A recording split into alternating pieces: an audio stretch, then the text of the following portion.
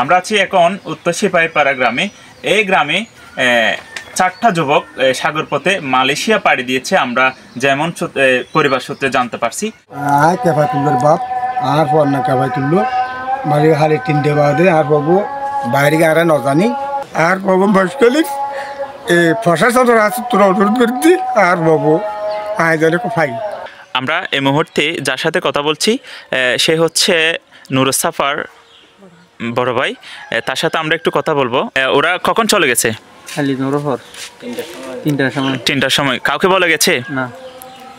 আর আসে লোরা হালি আসে আর আসে খুয়া হালিয়ে 3টা বাজে গিয়ে দিয়ে আর খবর বার্তা না ভাই।